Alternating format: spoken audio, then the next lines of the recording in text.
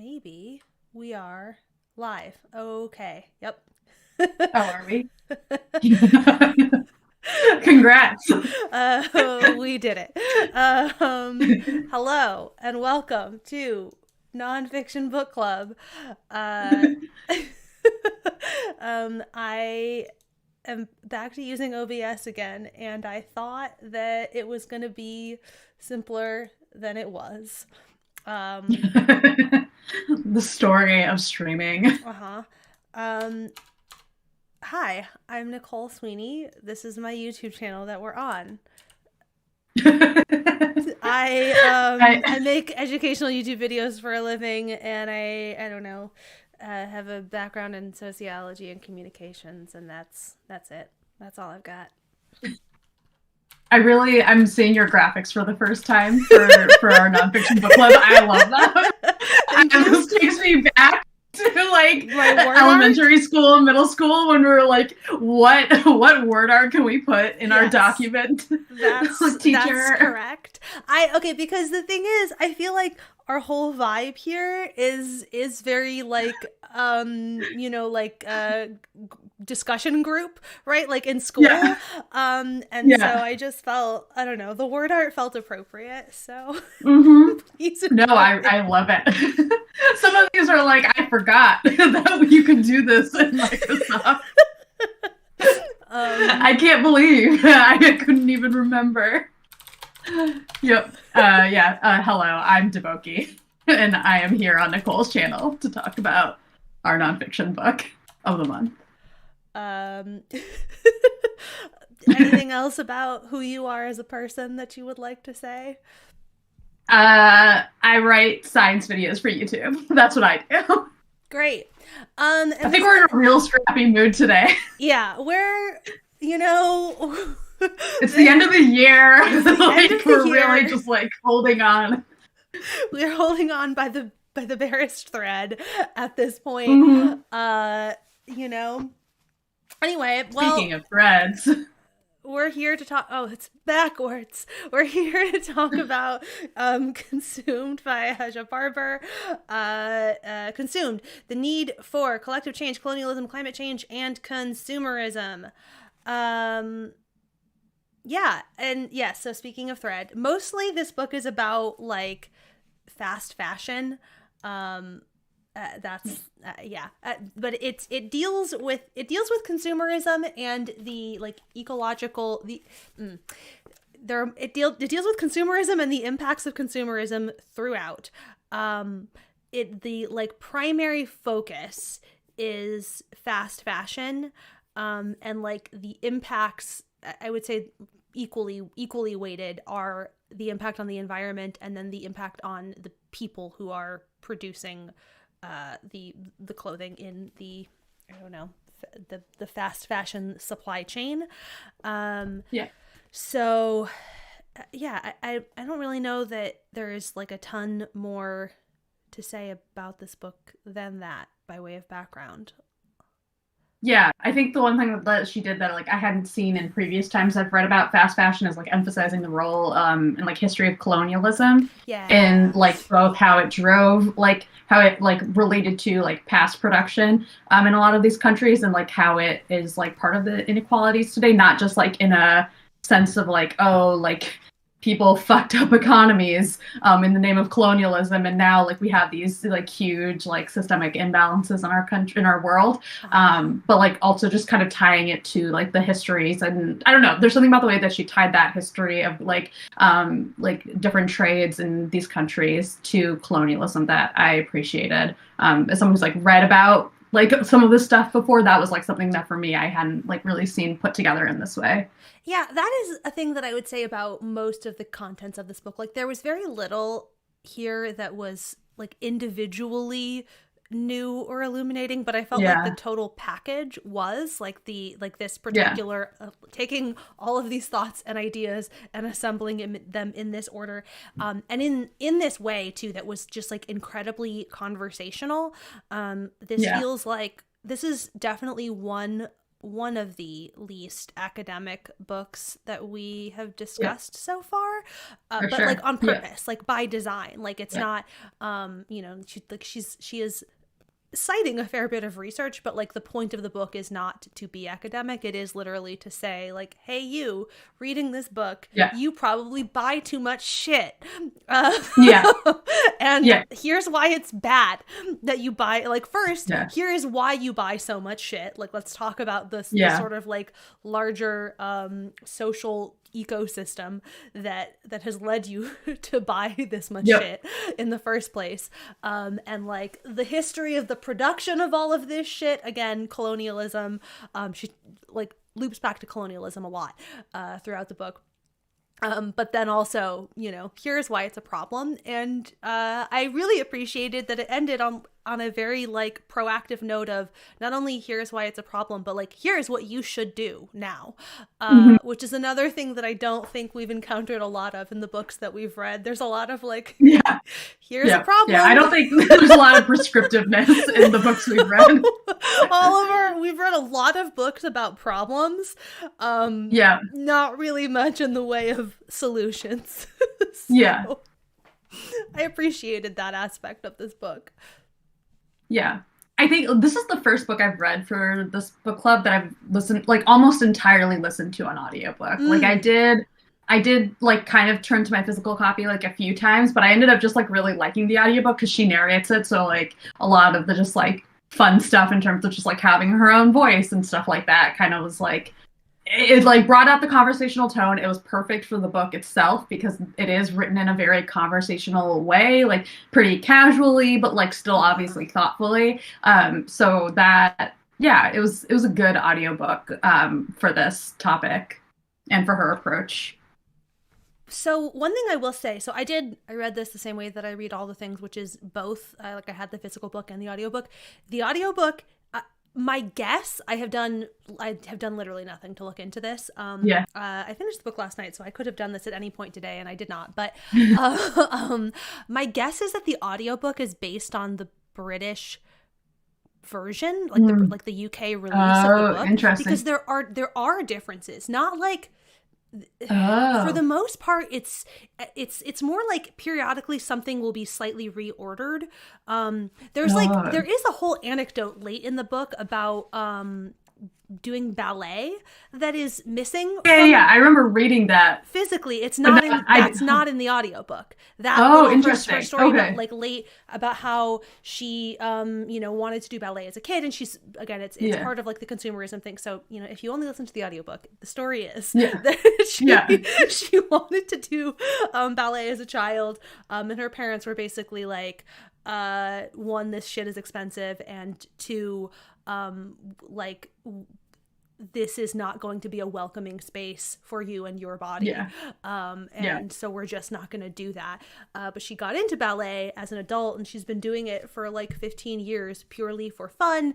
And she sort of talked a little bit about this idea of like having like hobbies, and that the point of that is to tie back to the way in which as people or as that like contemporary Western society, at least, I don't know,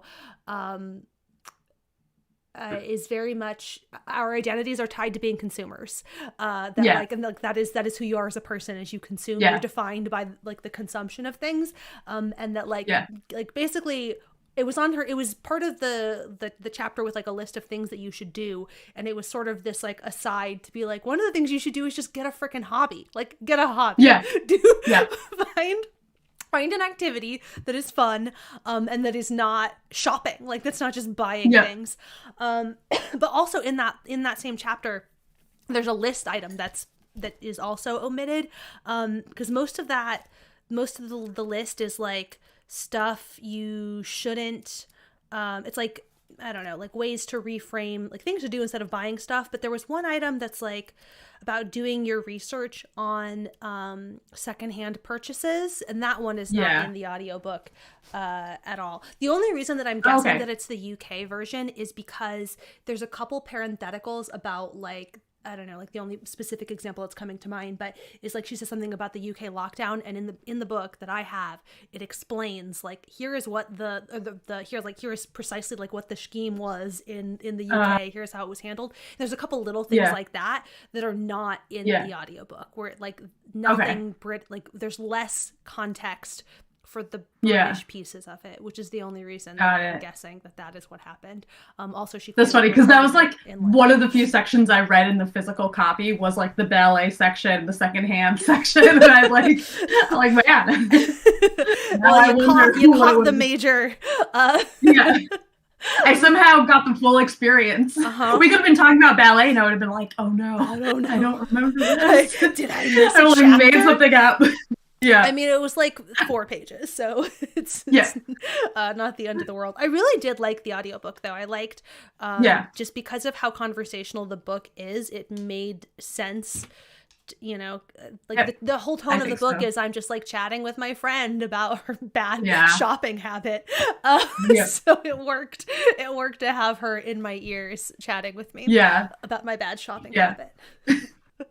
I think it's sort of funny to me that we picked this book after doing the Reader Come Home book, because both of these books feel like very relevant to BookTube stuff that like or like thinking about, especially not even just BookTube, but like thinking about internet hobbies or hobbies that are done on the internet, which I was just thinking about this because you were talking about the ballet thing, because you were talking about like, you know, this idea of like, what can you do instead of shopping? Get a hobby. But then how many hobbies do we have that because of the way that like, if like the internet is structured and the way that communities on the internet often get structured, they sort of inevitably at some point become about buying shit. Like you kind of can't escape it, even when you think like you don't have to do that. Like at some point, like they still become about buying shit, and it feels like so much more magnified in those communities themselves. And then it's like different from like if you have that hobby just like on your own, separate from other people. Like the way that you buy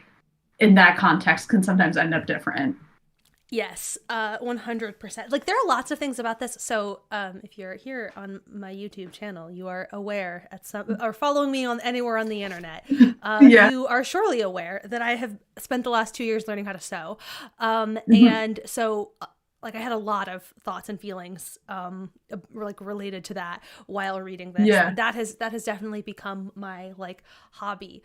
But also there's a lot of buying shit involved in that. Yeah. Like it's not, and it's so funny. I have had people ask about that, in terms of like, like, oh, I bet you save so much money on clothes now. No, I don't. It's expensive. It's in fact very expensive. One thing I will say though is that like this thing about how much time it takes, like that is something that I have become acutely aware of over the course of the last 2 years. Is like it's impossible to like make a piece of clothing from start to finish and not like become acutely aware of the fact that any $20 article of clothing you have ever purchased was not fairly paying anybody for their time. Like there's no way, especially because we have not automated the process of clothing production in the way that we have a lot of other things. Like it is still being sewn by hand. Like there are lots of things that are maybe assembly line-ish about it, in that it's people making, you know, like the same, maybe like similar / the same stitches sort of over and over and over again, like in a batch, but like that's being done by people's actual hands, and it takes many hours to complete an article of clothing. And so like if you bought something for like $20, like just the labor cost alone, let alone the cost of the materials and the shipping process by which it got from wherever it started to being in your hands. Like it took more than 1 hour and one person for that to get to you. Right.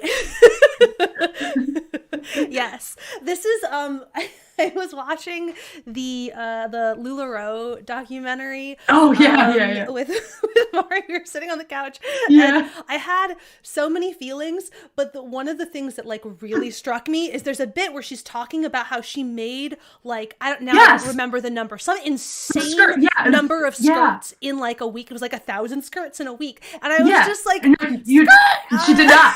Yeah. No, there's no way that one person.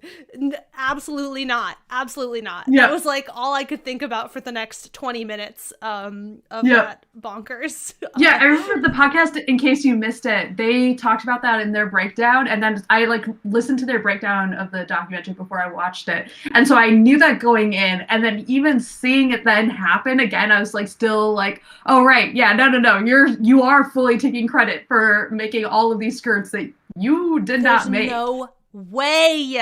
There's no way. Yeah. You're lying. Yeah.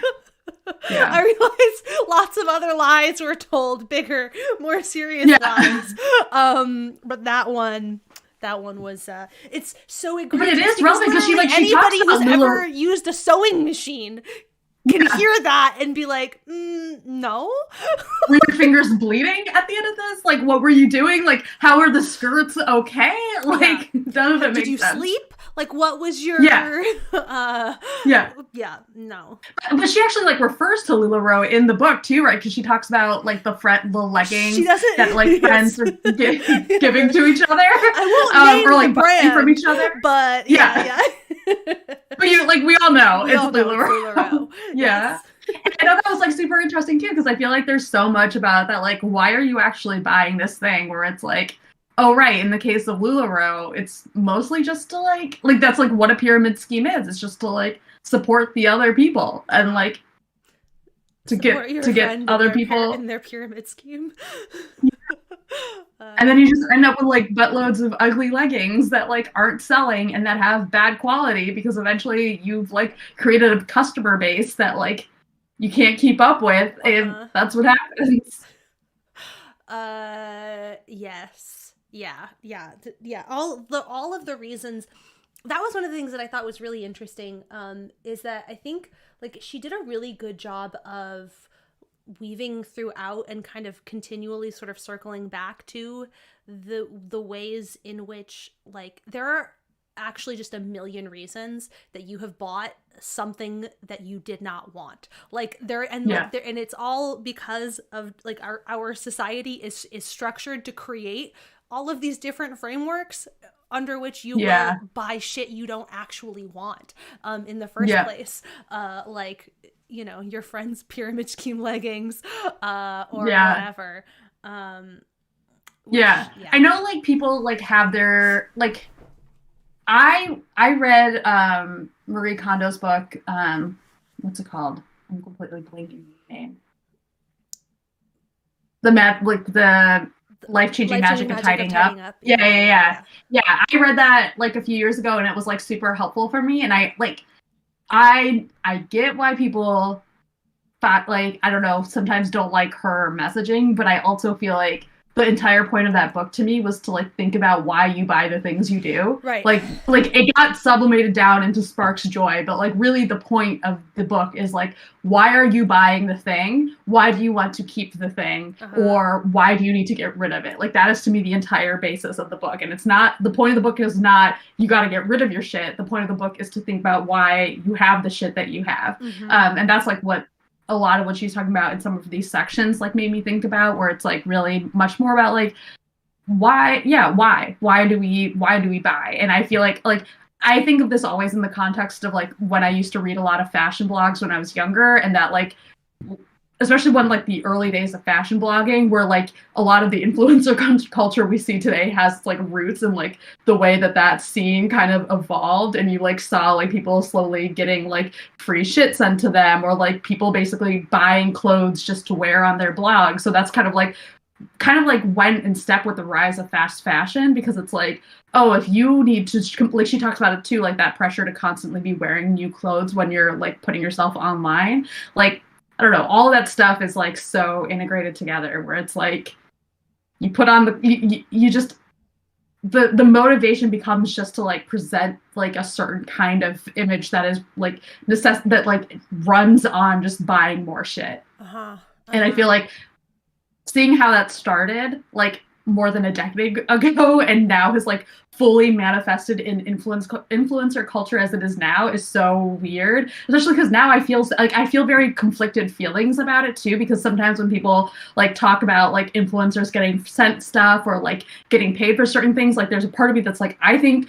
that influencers should be somehow getting compensated for the work that they do. They are basically advertising for free otherwise, and like there's a part of me that's like, why should companies not like have to pay some kind of cost for that? But then on the other hand, it also fuels such a weird culture around just like this, like, yeah, this just like weird need for any kind of community that's built online to eventually be geared towards selling stuff. Like, I have a booktube channel, but like people on booktube are not necessarily just getting like, you know, getting sent emails about sponsorships for books or like talking about books. They're also getting sent, you know, emails about not selling, but like talking or promoting other stuff as well that are not book related things. And it's just because of like how the internet works. It's just, I don't know. I don't have a coherent thought around it. It's just like so weird.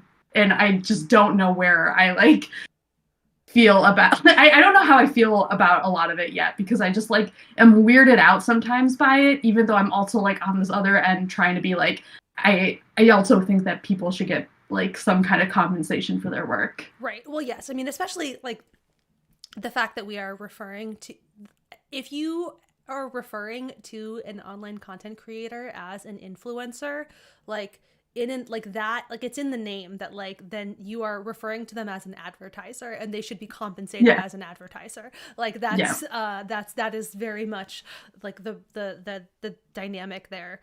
And like I mean, it is tricky because advertising dollars that's like how most of the stuff that people are able to make a living creating on the internet is like the reason that they're able to do that is because of advertising. Like I have a job like that. Like point blank exist because rich people were like, make me famous. Like Right. There's, I don't know. There's, my job is funded by. Might be a little simplistic on my end, but on the arts front, but. Yeah. But like, I mean, like truly, like, I don't know, like the revenue streams that allow me to have a job are, a little bit people just saying, we will pay for this to exist. Those people are dope. Love those people. Yeah.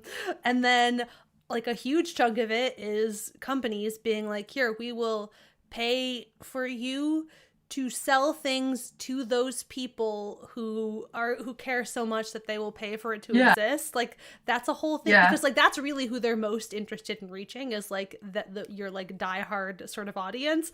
And so I don't know, like there's something in there too that I find uncomfy, I guess. Yeah. But it's just the way the things I have bills work. To pay. Because capitalism. So, you know, I have 6 figures of student loan debt to go to school because of capitalism. Anyway. Yeah. I also, something else that's made me think about is I think this is more on me. I think this is about where I engage with information, which is like, again, mostly on the books, fashion, beauty scheme of things. When it comes to like, what I was thinking about a lot is the way that conversations I've seen about consumerism end up being primarily around fast fashion. I am like really curious about how like communities that are built around tech, like, do they have these conversations as well? Because I feel like tech may not have the same volume the way that like fast fashion does, but is incredibly destructive as well environmentally, and also has a like huge like garbage problem as well. Yep.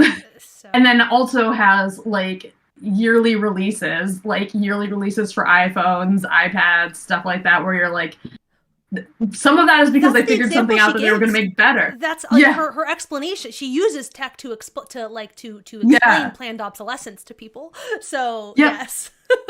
But so I feel like people talk about it in terms of planned obsolescence, and also it's like the frustration of like my phone is not working as well as it did a little bit before, but also like how bad do our phones need to be working before we need to like replace them is like a thing that I think about, because I've like, you know, like think about like what our internet was like 2 decades ago versus now. Like technically I should be okay with some bullshit, right? Like, because I've lived with worse technology. It's just that like you now get the better thing and you're like, well, I never want it worse again. Yeah. And you're like, if I just keep buying the new thing, it will never get worse.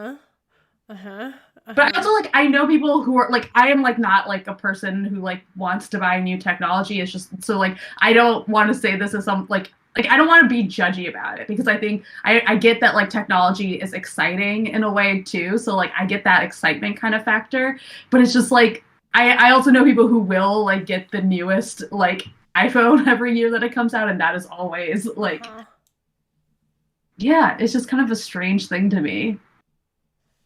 Yeah. But then I guess maybe they like some of those people might feel the same way about like my previous like makeup buying habits. So yes. Who am I? Yeah, that's like yeah, there's definitely a little bit of this that's like it is one of the things that I both appreciated about the book, but also could see being like a, I don't know, maybe even like a little bit of a turnoff. Like the book is making a point that is actually much bigger than fashion, and like she really is talking about consumerism. She picked something specific to focus on, to articulate that point, and like you know, also just based on her background. So like it was a thing that she had, you know, jumping off point. She like was a fashion blogger for a little bit. Like it's a space that she was part of, and so they're just and she had previous industry experience too, right? Like her internship or something. Yeah. So she had industry which I really liked. I liked that, like when she was explaining her background, I was like, that was super cool, because I feel like especially getting the behind the scenes explanation of some of the stuff that goes on like goes such a long way with explaining like, this is how your clothes get to you, this is like how they're made, this is how they're sold. And it's not like I'm not gonna act like this is super in-depth part of the book, but I did like that she like got into that with her experience. Right. And yes. And so that's the thing, is that like it was a space where she had like that background knowledge, and also like fashion, it kind of lends itself to some of the other, I don't know, social conversations that she was trying to weave into this as well, just because like, obviously it is a space that it's what we are putting on our bodies. And so like our bodies intrinsically become part of the conversation when you're talking about fashion, in a way that like is less true if you're talking about, I don't know. I also am like, I keep defaulting back to this like tech example. I'm like, maybe I don't really know what the conversations about the latest iPhone release are, but it is slightly less obvious to me how that becomes intrinsically about bodies in the way that a conversation about fashion does, I will say. Well, it definitely becomes about status. Like it's hard to escape like the relationship between status and like having the latest tech. Yes, yeah, like the status piece of it is still there. But I think, I don't know, I guess, but to go back to your point though about like, you know, we talk a lot about fast fashion, and like, I think that there is a level in which you could look at this and say, oh, well, I don't buy new clothes all the time, so this isn't like about me. But like you were saying, like it probably is about you in some other way. Like you probably have something else that you are buying too much of. And like, the cycle of like buying serotonin, like, I mean, it was a thing that I was aware of before, like pre-pandemic, but like truly acutely aware of it. Like I had a section of my budget that was going out, and in April of 2020 I renamed it serotonin, because I was like, well, I can't go out anywhere, so this is just buying shit so I can feel fake and fleeting joy. I'll feel the joy of adding it to my cart and then purchasing it, and then I can have a couple days where I wait for it to arrive, and then the box arrives and I'm so excited, and then the cycle's over and I actually don't care anymore. So it's like, oh great, I have to recycle this box. Like I gotta like break things down. I have to find a place for this thing in my too crowded apartment. It's fine. But I definitely got to a place where like I wasn't buying new, like I don't buy new clothes anymore. The only things that I still buy are like I will buy like sports bras and like stuff for running, just because I'm still concerned that I would make something for that purpose and then I'm like out on a run and then it tears. I don't know. That's my nightmare. That's really that's the one thing that I have yet to like phase out of purchased stuff. But the fact of the matter is that I am still now it's just fabric websites. It's the same. I'm doing the same thing. But I'm just sitting on a fabric website and being like, ooh, oh, you have a sale on metallics? This doesn't, like, why? And so now all of a sudden it's, yes, I need 7 yards of metallic pink fabric because it's on sale. This I did not make the purchase. This is literally this weekend, like one of my little newsletters. Like I am describing a phenomenon from the last couple days. So yeah. Some of the stuff she was giving in terms of advice was like, yep, I like when she's talking about like, you know, like unsubscribe from any newsletter you get from like a company. I was like, yes, I have had to learn that the hard way. I have made mistakes shopping just because a newsletter made me feel like I should get this thing now, while they've sent me this thing just because they know that it's going to get to me. Yes. Yeah. It's interesting to like to think about the ways so like unsubscribing from the newsletters, yes, that Mari also has this thing where she doesn't she like refuses to buy anything that she ever gets served an Instagram ad for. Like it's like if there's an Instagram ad, she will not buy it. Like that, even if it's something that she was thinking about buying, it's now nope, I can't buy you because I've gotten the Instagram ad. And I love that. There's like such a power move. But like as a way of like reframing habits and like changing, I don't know, like changing the patterns too, because that also, I don't know, theoretically would make you harder to advertise to for the algorithms, I guess. Like if there's if there's never a point of follow through, if all of the attempts to get you to do something never like the desired outcome, then you're going to get increasingly less relevant stuff. I don't know. I haven't really asked her about that. It's going to change what you get ad wise. I feel like it's going to change who, like if enough people do that, then it would change like who I don't know, pays for an ad. But I feel like Instagram probably is still just like, well, this is the best we know about you. Right. Yeah, that's the thing. Even if I made the decision to do that, it's still like Instagram as perfect example. Like so many of the people that I am following are like other people who make clothes. And so like, even if I never buy from a pattern company that advertises to me or like fabric company or whatever on Instagram ever again, like Instagram is still going to be serving me those same kinds of ads because like, what else?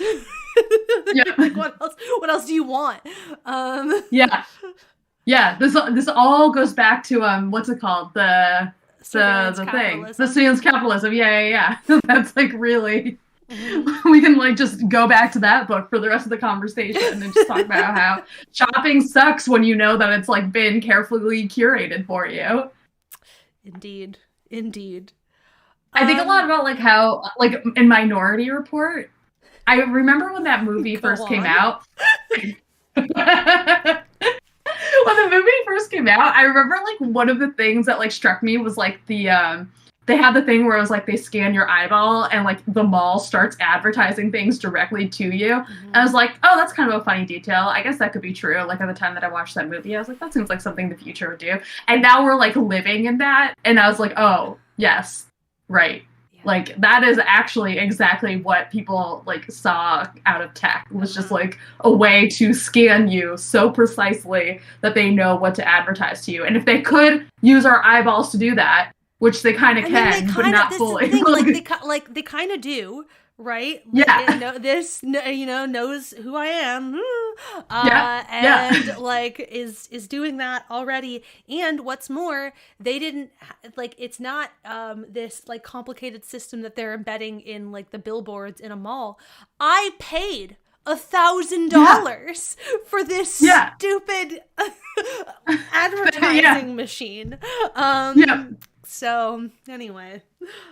Yeah, I think that like one of the parts of this book that I really liked is like, and that makes me think about this too, is because she talks about like dealing with or like how to approach reading marketing materials from companies that are like supposedly promising some kind of sustainable whatever when it comes to their goods, like how to engage with whatever it is they're saying, like kind of like the fluffiness of like a lot of their statements or like the weird specificity or on the other hand the weird vagueness, like things on like both ends that are just like make it clear that they're not really committing to much at all. They're really just trying to like use like sustainability messaging as a way to advertise to you, and I feel like that is also a part of this whole nefarious like advertising schema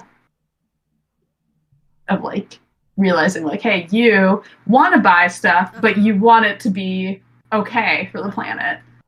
So if we use this language, well, yeah, it's and you want to feel better about it, and more importantly, you want to be able to project something better about yourself through this purchase, because again, like all of this consumerism is very aggressively tied back towards like identity construction stuff, like performing of like a version of yourself, performing the idea of who you are. Like that talked a lot about like the, you know, I don't know, teenagers not wanting to be seen wearing the same outfit more than once on Instagram. Like I saw a tweet not that long ago that was talking about normalizing outfit repeating, and I was just so like aghast at like, I was like, what do you mean? You mean y'all are like not like you're just wearing something once? That's what?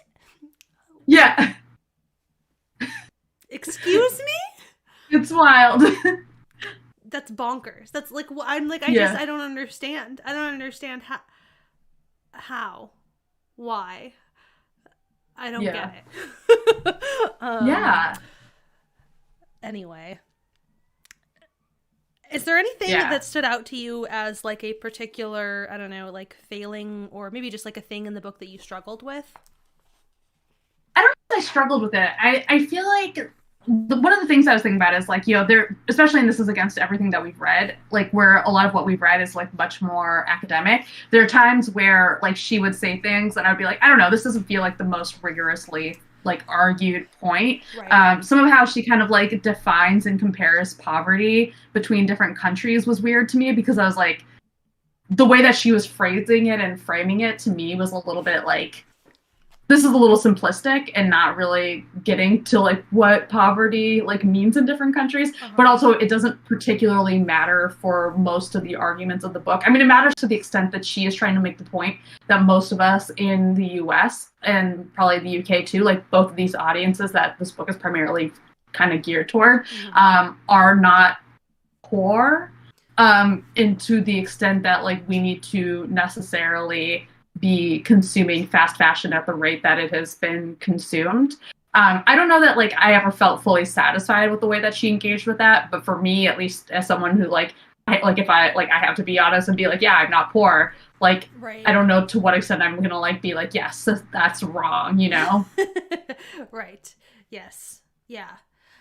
That's I think yes, I definitely think that there are places where like you could pick apart some of the like some of those sorts of details, but I all of it always just felt like you would be being pedantic just for the sake of being pedantic to sort of I don't know, like nitpick any of those points. I also something else that I really appreciated too, though, to like the ways in which she was trying to focus on like as gently as possible telling the reader, you are part of the problem. Like if you are reading this book, there is like a 99% chance that you are part of the problem in some way. And And so when she mentioned, I like had like an immediate like when she got to like in my brain the statistic about like the percentage of the companies that are responsible for 71% of all carbon emissions, like whatever, like that statistic, because like the second I hear that statistic, it's like, okay, like, yes, we should be foisting more responsibility onto companies, but it is ignoring the fact that like those companies aren't just like out there doing it like just to do it. Like they're doing it to produce shit that we're buying, like a system that we are also participating in, which is not to say that I disagree with the fundamental point that like that is where we need to be focusing, that we should be focusing more energy on like regulating the large multinational corporations that are doing all of this. But it is intellectually dishonest to put that and say, well, it's all corporations and individuals aren't doing anything. And so she like mentioned that statistic, and in my brain I was like, oh god damn it, because of the way in which a handful of like other things got brought up, and she ultimately wound it back to basically that was her point, was like but they're doing it shipping you all of your stuff. You know, like I think what it made, like what I appreciated the most about this book, and particularly against other conversations around consumerism that I find sometimes frustrating, especially like it's like very easy to be like, capitalism, it fucking sucks, what are we gonna do, right? Like to a certain extent, like, yeah, what are we gonna do? Like, I don't know. But I think what the point of this book is that there are things that we have agency over. Like consumers have agency over how they spend their money. And she like specifically says, like, you know, we can't necessarily change everything, but it's about being able to like have some kind of consistency with like within what you're buying, or like just thinking about to whatever extent you can, the way that you're buying things, how they all fit together. That is a thing that you can have agency over. Like that is within your realm of possibility, and whether sometimes to a certain extent, like whether or not it actually changes like that big company is like to a certain extent irrelevant, because we're not going to be able to experience that like directly. What we can experience directly are the choices that we make and how we make them.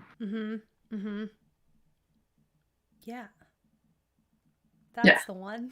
I don't know. I think about agency a lot sometimes. I feel like I've been thinking about agency more and more lately in these consumerism discussions, because sometimes I get frustrated because we all talk about like, and I agree with this, like marketing is like, does all this nefarious stuff, and like all of these messengers are there and they make you feel like shit if you don't buy stuff. And I agree with that. But then there's like, obviously like an extent to which we're like, we have to have agency over our choices. And like, I don't know how to like navigate that without being like, just don't feel like shit, you know, like don't let the marketing make you feel bad or something. But it's, I don't know, because I've been in, like, I do that. Like the marketing makes me feel like bad about things, or makes me feel like I want other things. And so like, I don't know, it still influences decisions that I make. So I don't know. I just like the way that I think she's like treading a really fine line in how she approaches it. And I think she's kind of good at balancing both being like, hey, think about what you're buying, but also like acknowledging like that it's not simple, it's not direct. And she like specifically says like, you cannot, like, you're not going to be the perfect ethical consumer.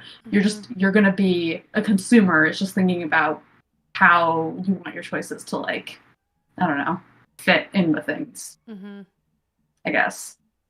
Yeah.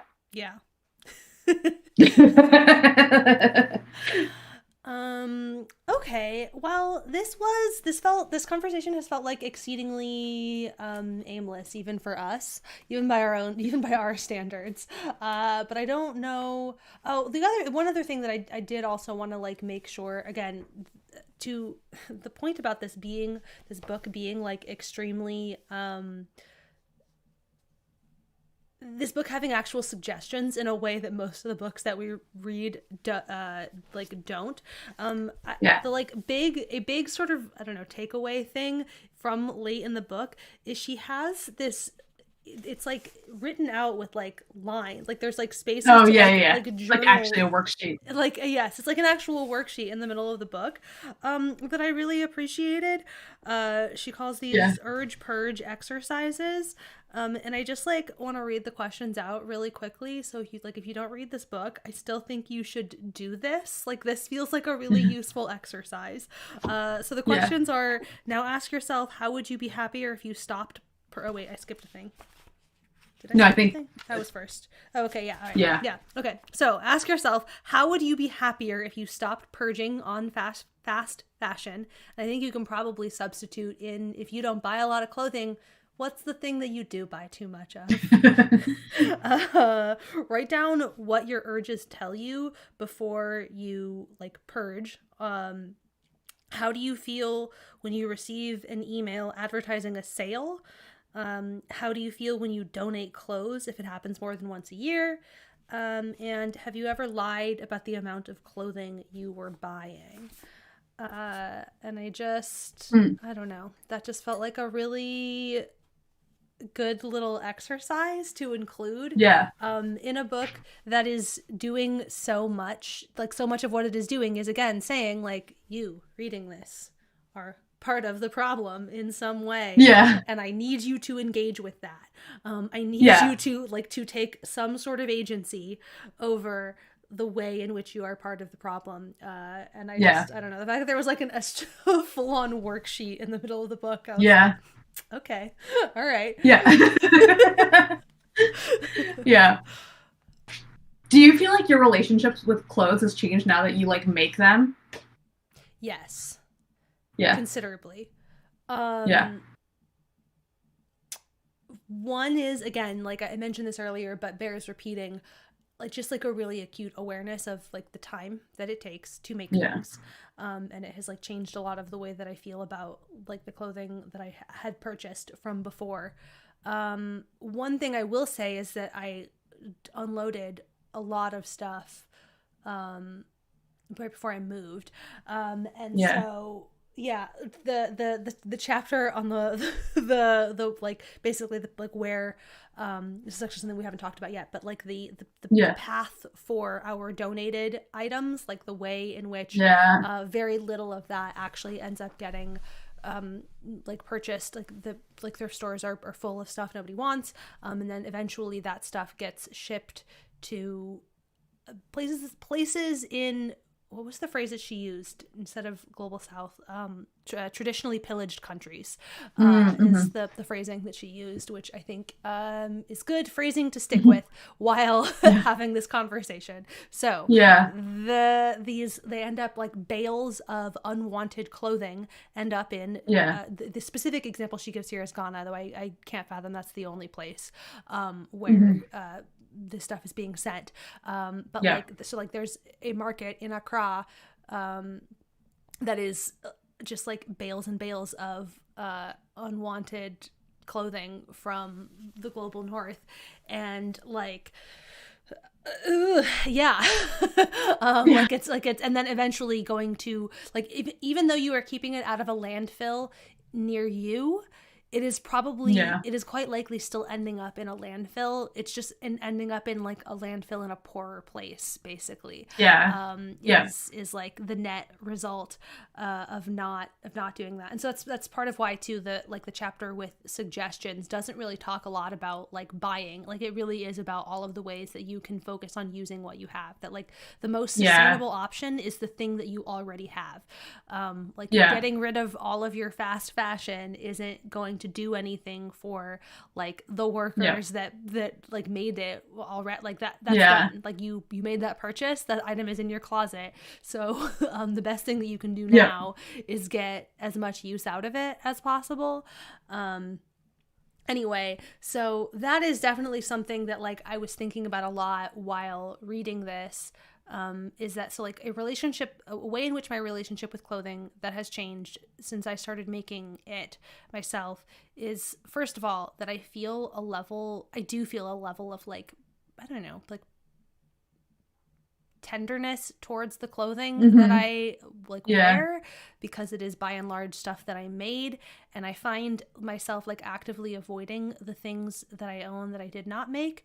And I've been trying to figure out what Interesting. that means about like what I should do with those things. And like my instinct Yeah. had just been like donate all of that stuff. But now Yeah. that's my other like big thing now, is that I'm like, I don't know, trying to figure out like what are the ways that I could like, is there something that I can do to the clothing that I kept? And the things that I kept were things Yeah. that I was like, no, these are things that I really like love.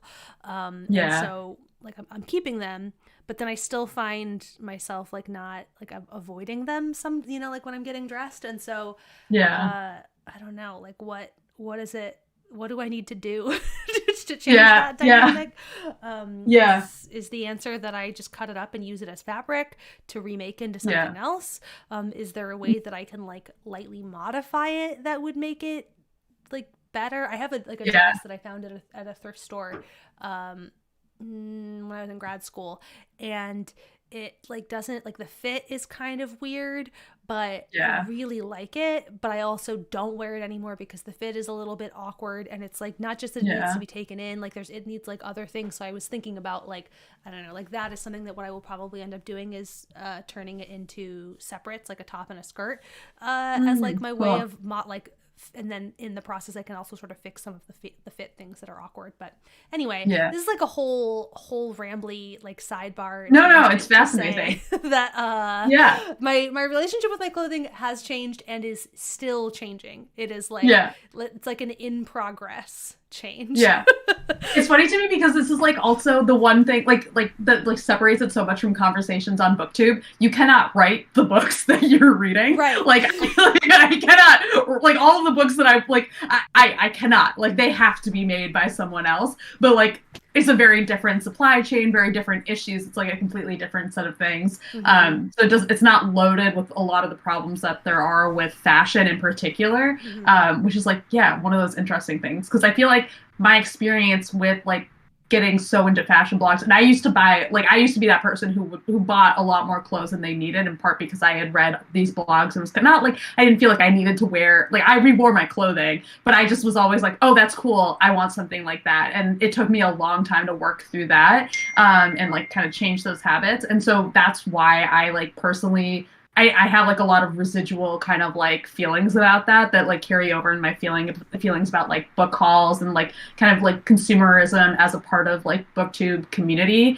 which like I think it's fine for other people if that's like how they want to engage. Like I'm not gonna like tell you how to spend your money, but for me it's like why I don't really engage with it in that way, because I think for me it would make what I like about books not as fun, and like would make what I like about BookTube not as fun, where it feels, and people have talked about that in terms of feeling that need to buy stuff for BookTube.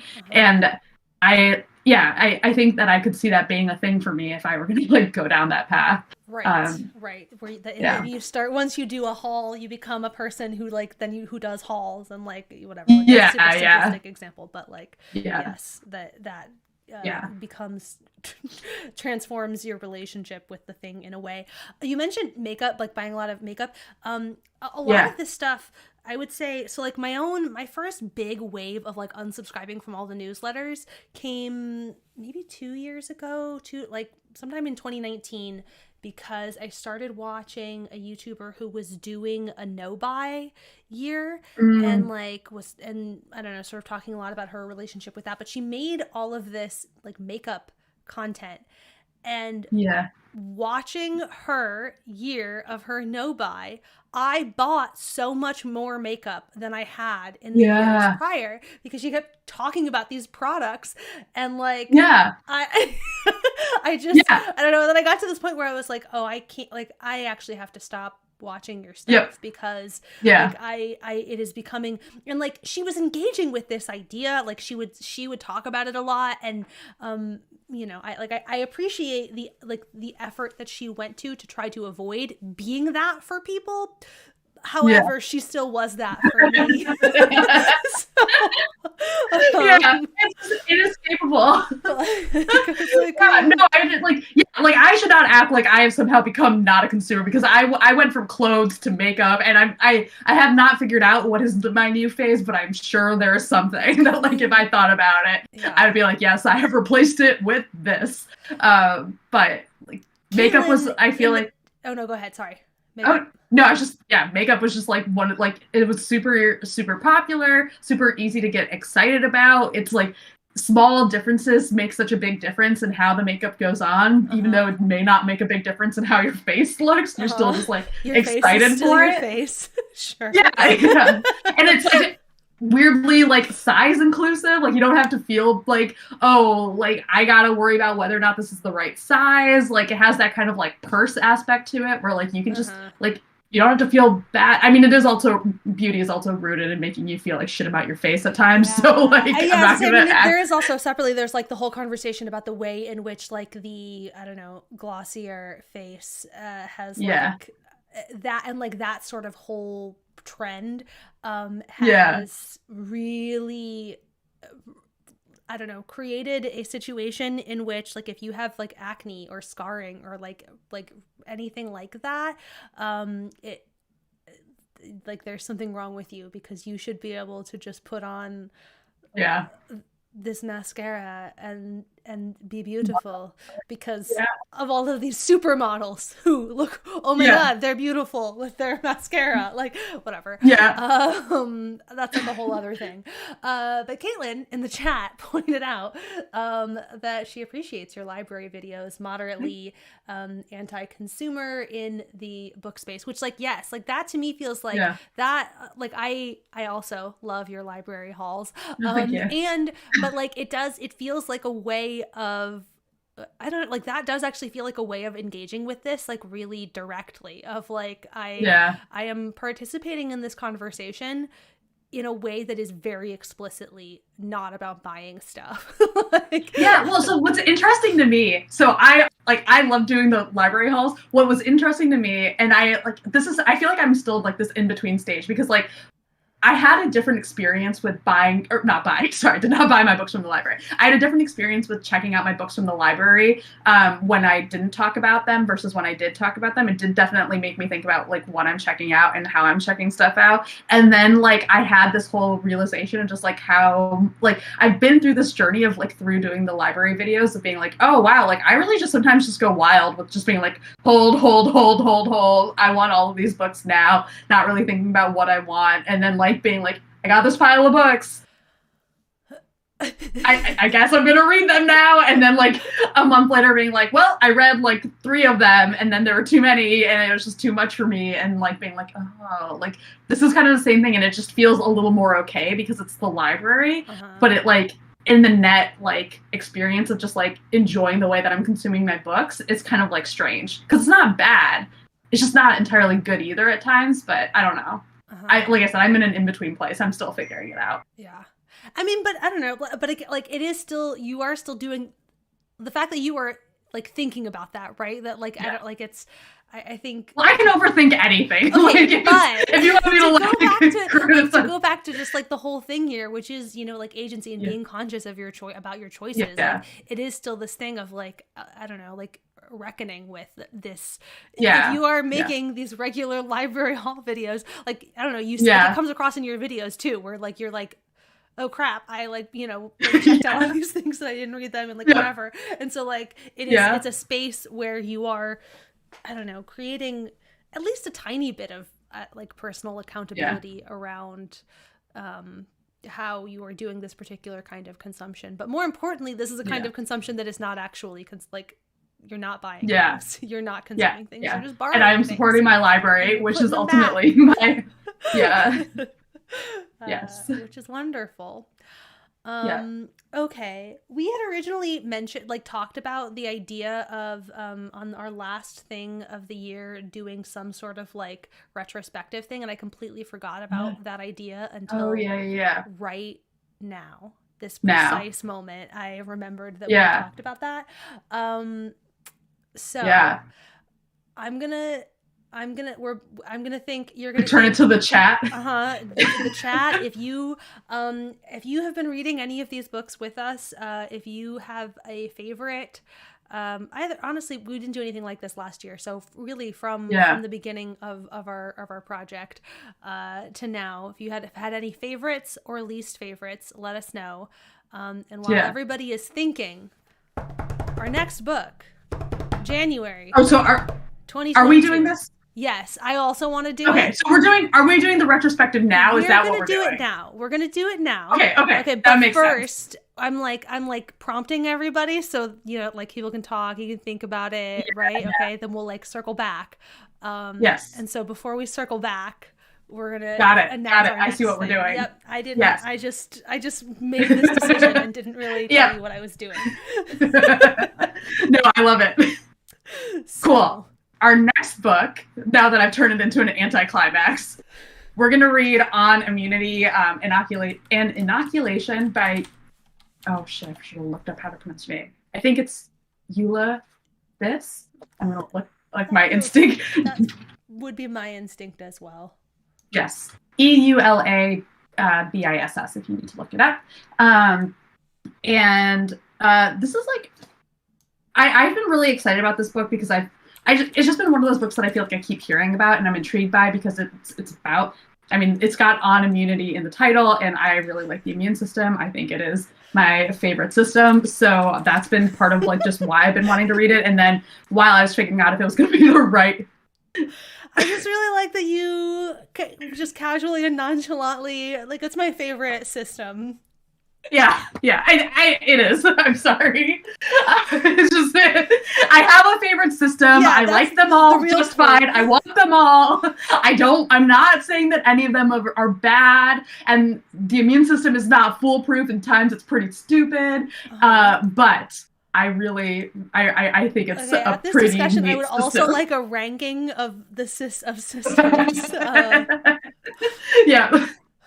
But yeah, so I've been so while I was looking up like to make sure that it made sense for us to do for Nonfiction Book Club, what the sense that I have of what we're going to be reading more about is just basically the idea of vaccination as kind of like a cultural thing, and how that relates to like history, like historical ideas, history of medicine, the idea of just like some kind of inner protection, and then going forward to modern day fun anti-vax kind of stuff. So I think I'm excited to finally sit down and read it. So, and it seems like other people are excited too. So I'm glad. Yes. Okay. Wow. Things were happening in the chat. I was figuring out how to put the book on the screen. Sorry. I missed that. I hit the chat so I could find the book and remember how OBS works. I like it's like so nice and neat in the middle of our I actually don't, that feels incorrect because like we have like I feel like the word art this is the vibe, you know? Yeah. What we need is like that image, but with on immunity, like at the diagonal. Yeah. With the rainbow font. Anyway, I don't understand why it's whatever. Okay. I'm gonna stop playing with OBS now. I'm distracted by that. Anyway, okay, so some things from the chat. Favorite book was the book on surveillance capitalism. Forget the exact, I mean, surveillance, it was surveillance capitalism. The longer thing was like subtitle, but surveillance capitalism. Yeah. You did it. That was the title. Yeah. Got it. On Immunity was, I guess, a Life's Library book. That's cool. I did not know that. So that's very exciting, if only because it means that more people have it already. Yeah. So love that. Received the book. One of the only book club books I actually read was The View from Somewhere, and I think about it all the time. Thursday I was commenting on how an article just quoted the cops as if they were objective. Oh my god, there's a journalist who I follow on Twitter who has been doing these really long threads about basically New York Times articles, the New York Times reporting on the police, and just like how irresponsible. It's like Yeah. anytime the New York Times, and it's like it's very specific, like the focus, but the fact that there are so many of these tweet threads that are just like, here's another extremely irresponsible, like here's more extremely irresponsible reporting. The fact that there is so much of it is like disturbing. It's upsetting. Yeah. My least favorite book that we have read for Nonfiction Book Club remains Dreamland. I feel like you know, that was the floor. I probably Reader Come Home might be my second least favorite. Yeah. But Dreamland I think is really it's gonna be hard to beat out for I that feel like bottom I am spot. like more sympathetic to Dreamland over time, just because the things that it did really well have like stuck with me really well. Mm-hmm. But there are the things about it that were frustrating, which are still always going to be like a caveat. Like if I were to ever recommend the book to someone, it would just be like, read it for these parts of the drug trade that you did not know about and like probably had not appreciated. Yeah. But not for the blanket statements that don't make any sense. Which there are, you know, plenty. Yeah. It was fine. Yeah, surveillance. Looking at our playlist to remember what else. I was also attempting to pull it up, but then I was afraid that my first route playing. that it was going to start playing, and since your audio is currently it's like my desktop audio is how you are being streamed. So anything that I click on that will make noise on my computer will make it on the stream. So I didn't want to do that. Okay, here's the list of books that we've done: The Personality Brokers, Superior, Dreamland, The Alchemy of Us, Ghosts in the Schoolyard, I Contain Multitudes, The Age of Surveillance Capitalism. Okay, I was wrong. The Age of, I forgot. The Age of Surveillance Capitalism. The End of Everything Astrophysically Speaking, The Managed Heart, The View from Somewhere, Another Kind of Public Education, The Mushroom at the End of the World, The Lonely City, The Gene. My playlist is not current, so this actually isn't. What else have we done? Stoneyard, I'm like missing a few from my playlist too. Stonewall Reader was next. Lonely City also. Lonely City. No, I had Lonely City. Lonely City. Okay. So then the next thing. So okay, yeah, I got to The Gene on yours. Stonewall Reader then was Disordered Cosmos, Paying the Price, and Reader Come Home. Okay, that's our list. Yeah. Okay, so I'm missing like a few in my playlist. Yeah. I stopped after The Gene, apparently, is where that's as far as I got. Then I gave up, which, you know, makes sense.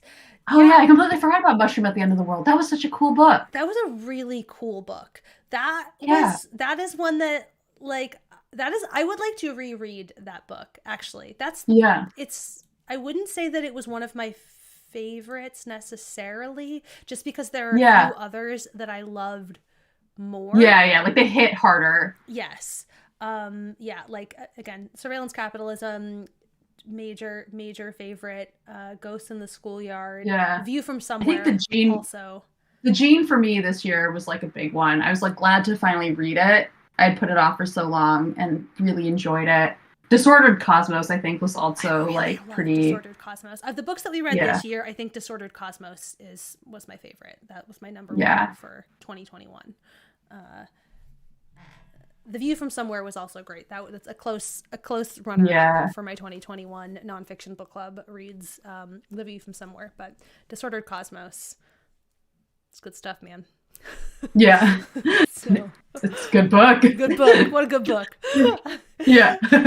All right. This is our official nonfiction book club award for 2021. Good job, us. Oh, I forgot about our list that we actually have stored on our Google Drive. Oh, I could have just used that. Remember when we were good at note keeping? You know, wait, okay, hold on. I just want to show everybody. So here's an example. So this personality, this is where we started, okay? Wait, all the other stuff is there. Oh God. Oh no. Okay, this is where we started. And and then this is today. So, you know, we're doing our best. Yeah. Yeah, but anyway, it's fine. We figure out how to talk eventually. Yep. Okay. Well, yeah. Overall, a lot of great choices. I'm like surprised actually by how frequently we have liked the books like that. Yeah. Well, I feel like there's sort of a self-selection too of That's like true. we're both like picking books that we want to read and presumably that we think the other person will want to read. Right. So I feel like there's some of that. Yeah. But it is still surprising because there have been times where I've read nonfiction that I'm excited about. And I mean, this has happened to me multiple times with the BookTube Prize, where the books that I'm like the most excited about are the ones that I end up the most frustrated by. Mm-hmm. Partly because I was excited for them. That's Dreamland. Like that is like I think that if I had lower hopes for Dreamland, I would have liked it. Like if I had just gone into it without expectations, it probably would have been like a 3-star read instead of a 2-star read. Like I think that I think it lost a star in my heart because I wanted to like it more than I did. That's a good point though about like us choosing that we are selecting into things.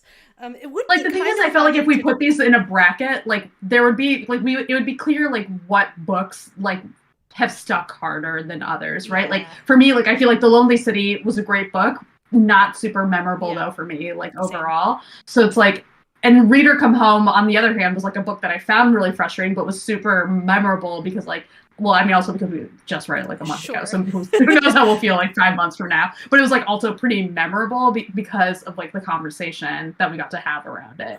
I love the idea of a bracket though. Maybe in March we the nonfiction book club bracket. That'd be fun.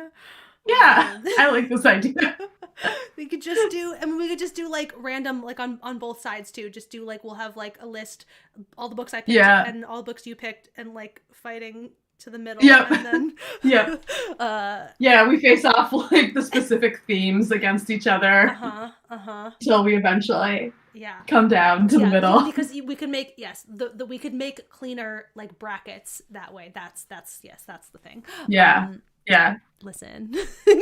It seems like people want the bracket. People are into the bracket. Oh, good. I mean, I was gonna do it anyway.